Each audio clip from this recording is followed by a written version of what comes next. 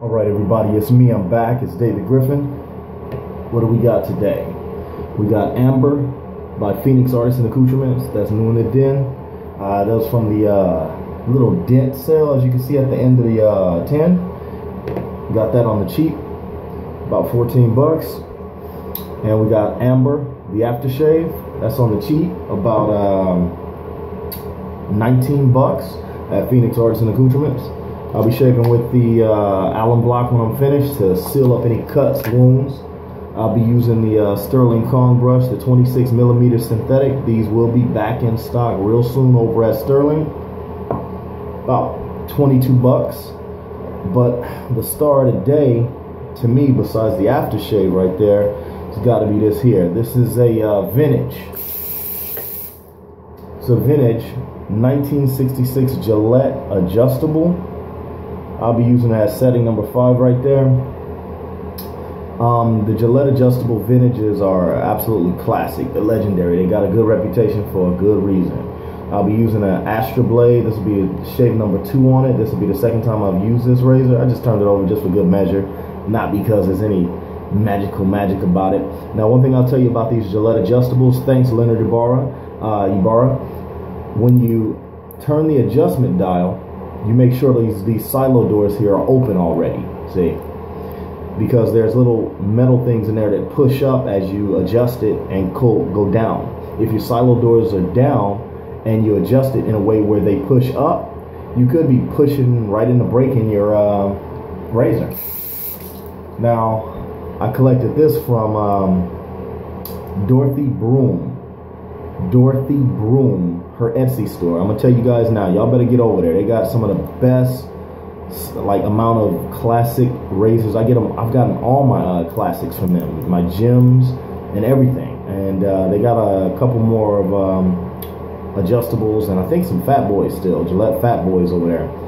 But I think the Gillette Slim Adjustable is probably the best. Now, what makes this razor quite unique is this. Why would you pick a 1966, an old classic razor like this? Well, I don't know if you can see it. Let's see if we can get a look. You see that blade gap right there between the blade right here at the top and the safety bar right there? Now, that's on setting number 9, okay? Look at the blade gap one more time. And I'll look at it about right there. You see that? Look at it good. Now, we open this back up. Change it to setting number 1 right here. Now look at the blade gap. Almost non-existent. You see that? What is the difference? That is the aggression level of your shave. That means how much skin can fit underneath that. Look at that. How much skin can fit underneath that safety bar is going to determine how aggressive, just how much skin it can get to, which goes for a closer shave. Now, this if you want a really mild shave, and of course you don't have to stop all the way at the end like I just did. You can go to, say, 5, like such. Number 5. That's what I'll be shaving with. I got a good shave with it yesterday. I did 1 pass. I'll probably do 1 pass again, and let you see how it goes. Feels real good to use. And the Amber I have used a few times now, twice. And I'll tell you, it is a great soap. Obviously, it's a hot process, soft soap. It's a very cologne-y smelling musk type scent. Very cologne-y. It is not feminine at all. I don't have to even bloom this, but I will because I want a quick lather.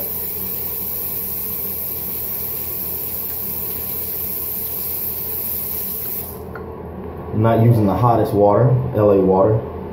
So I'll leave that there. Let me kind of explain this for a minute, just a little bit. Ordinarily, that tin is about 18 bucks for an 8 ounce, but you get it for 14 when you catch the scratch and dent sales over at PAA, Phoenix Artisan Accoutrements. Right here is the aftershave. This stuff lasts all day long. You get a sweet musk. Musk is a very manly type scent. I can't really describe it, but it's got a little orange in the scent profile here because they use orange water, orange blossom water. There's not a vanilla sweet smell, but there it is. It starts off slightly sweet and it drops over into a male musky type scent. Really good stuff, y'all. Y'all missing out if you ain't tried that. So I'm gonna go ahead and unnecessarily put a little water on Kong here, and let's go ahead and lather this up. These 8-ounce Phoenix 10s, they really go ahead and go good to help build your lather because you got all this swinging room. I set up my face earlier by washing it with the Sterling sheep soap, just the regular shower bath soap that they have. Heavy on the sheep, lanolin, and stuff like that, and totally non-vegan, but it really makes my skin feel good. I just added a little more water to the bristles, even though it's got a lot of soap in there already. Now I'm finally at the point where I really understand the Anthony Epicito load it like you hate it. So, more than enough soap for a few years. Little water back to the face, I'll get with the shave.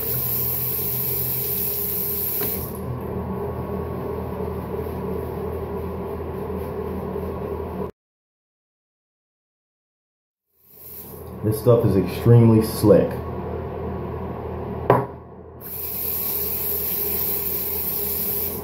And I'm working my way back into DEs because I've been using a single edge for a while. My Jim 1912 Jim Jr. Excellent razor, you guys. Now, one thing, if you're starting out with a DE, you start your razor on the skin and you lift up to about 30 degrees. So I'm going to be doing it from here sideways. On the skin, lift it, there, and you can feel the soft cutting. Very quiet. This is an excellent razor. The advantage of an adjustable is that it's like most razors come preset and you can't change them. This one, because you can change the setting, the aggression level, how much hair, how low and close to the skin it gets on its cut, is almost like getting 4 razors at once. Because they don't even make these Gillette anymore, when you get a hold of one, you got a gold mine. You can send them to places like Razor Revamp, I believe it's called one, Razor Emporium, to restore them. I myself personally don't want to restore it really. I just want to make sure it's in good condition. So I can send it in for what we call a tune-up. Very gently and putting it on my skin. I'm not pressing. Pressing is a recipe for cutting and getting weepers. I've been tearing my face up lately with that. So now I'm going soft to alleviate that pressure I've been putting on my face. There's no method to the madness on why I turn the razor like that. I just turn it because I want to. I love this smell. This amber is great stuff, y'all. It really smells of a high-end cologne. Our boy Arlie Canterbury from the Shave Forum says it's kind of like Jovan Musk. I never had it, so I wouldn't know. I wasn't cautious enough. I was not cautious enough. There was one little weeper I gave myself. But let's see. 2. Wow. So on setting number 5, 1 pass, pretty much it. Myself and Donald the Navy Goat kind of feel like it's kind of sacrilegious almost to take these and send them in for replates. A tune-up is one thing where they just adjust all the knobs, dials, clean it out, check the innards and the guts, re-oil and send it back to you. A tune-up is fine. But a replate is where they scrape off the entire plating and replate it. It's almost like putting some up-to-date stuff on something you bought old for the reason of buying it old. I'm not against it, but for me, leave that patina on there. That's that classic aging of it that makes it like your razor that nobody else can use. So far, I'm pretty much done here. Barely any facial hair because as you can see, I'm growing the beard back and I'm gonna keep it on all year. What can I definitely tell you? if you can get a hold of one of these, go on ahead. They got plenty over, well, I don't want to say plenty, but a couple over at Dorothy Broom at her Etsy store. All right, you guys, let me pause this up, rinse off the face, give you my final thoughts, because once this aftershave hits the face, everything changes. It's good stuff, y'all. All right, you guys, I finished up the shave pretty much, and now let me go ahead and give you the final thoughts. The Gillette 1966 L3 is this one, but it's the 1966 Slim Adjustable, Gillette Slim Adjustable.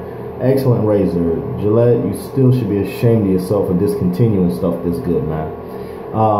It's really like having 9 razors in one, 9 different click stop settings you can do to adjust the aggression level, the closeness, and how much blade exposure you get.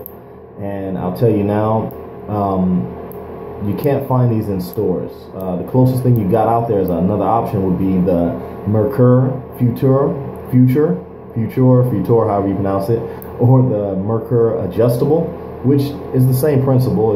You know, it's something where you can change the settings to how you want. Those options are out there. They're in the 50-60 buck range. You can find one of these for about 30, 40 bucks if you buy them unrestored from something like Etsy. You can find them all over the place restored, and you can even find the kind like Arley Canterbury that costs like about 200 bucks, where they put this blazing great looking coating on there and it colored it out. It looks like a military brand new issue. Awesome stuff, but that's, you know, to users' taste. Me myself, I like the classic lookers. I finished the shave up with the amber from Phoenix Artisan Accoutrements. I don't think most people talk about the amber because they don't know. Rinsing it off. So I'm close it up. Got soap on the outer edges. I don't want it to get stuck to stick and hold the top on there. Now for the aftershave, you're getting an orange, not really vanilla, just kind of sweet musk type scent. This stuff here is fantastic, man, and it's 20 bucks. Now I'm gonna hit my face with the alum block. I had a few 2 weepers. There we go. I can feel it, and my face has been irritated because I've been going a little too hard on it past couple days, and that's what I like about the alum block. I don't know what it's really doing. I know it's just, you know, like a salt almost, and it's killing bacteria, but it seals up the skin gets tight, firm, and really like closes up. It helps to heal, even does something to the bacteria that are in razor bumps, I guess. I'm seeing a lot of good stuff behind alum. So if you got a razor bump issue like me, get you an alum block. Use it after every shave, just before your aftershave. You can leave it on. That's what I do. If you're allergic to alum, sucks for you. For example, even in Phoenix Artisan Accoutrements, in their ingredients, for example, so this is alcohol, orange blossom water, aloe, alum is actually in it, glycerin, it's a moisturizer, essential, and fragrance oil. So it's got the stuff that's giving it the smell you like. Alum is some good stuff. It really helps heal the skin. You really don't have to, but I like that double dose like that in times like this when I'm getting little outbreaks. So that's it for the shave. Yep, I did not even wipe it off. Ooh, I love that smell. It smells great. It's like a high-end cologne, and this stuff, you know, Phoenix has a lot of aftershaves that have a lot of staying power. This one, I have come to find out, has some extreme. It goes into the overtime, the double overtime, maybe the triples, man. And it's amazing. It's only 19 bucks. There's no reason for Phoenix to ever discontinue this. I think this is about as essential as, say, your sandalwood, but you'd have to try it to know. So, all right, you guys, take it easy. I'm done in my den. Got to get my day going. Take it easy.